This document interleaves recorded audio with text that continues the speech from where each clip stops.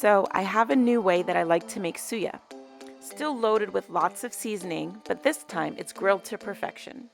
Let me show you how I make it. So I start first with my favorite brand of suya spice. You can use any brand you like, but I've just had the most success with this brand. I then go ahead and add some hot Nigerian pepper to make it extra spicy. Then I put some garlic powder, followed by some onion powder next. The collection of spices I use is customizable, but this is what has worked best for me. Next I add some beef noor, and then I'll go ahead and add some adobo.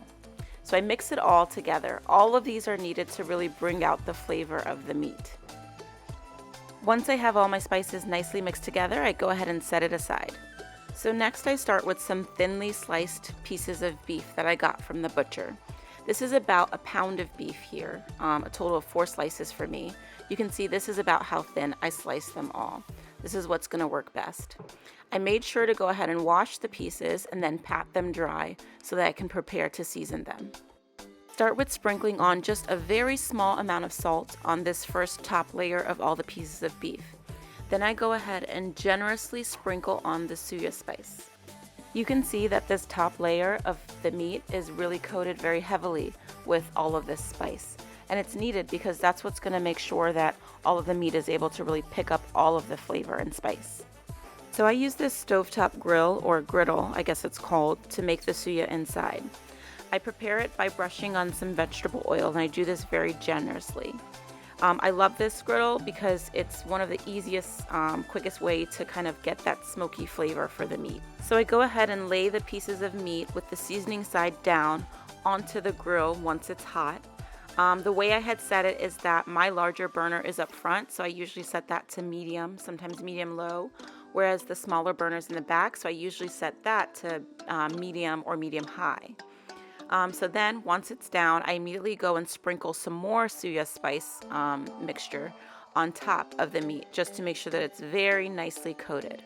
You could just season both sides before you put it on the grill, but the reason I don't is because I found that I lost a lot of my suya spice before putting it on the grill. So I decided to just, put it on once it's there.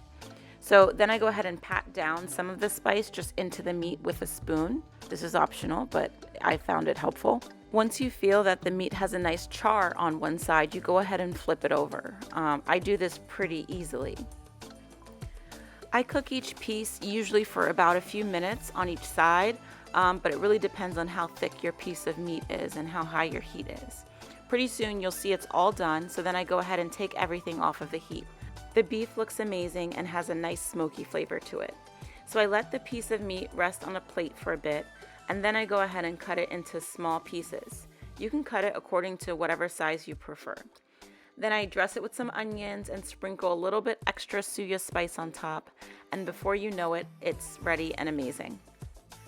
This is the extra suya spice that I have left over, and I keep it in case I want to sprinkle more on my plate later. I really love making suya on the grill like this, so I wanted to share the technique I used. It really kind of was inspired by this suya that I had at a Nigerian restaurant close to my house.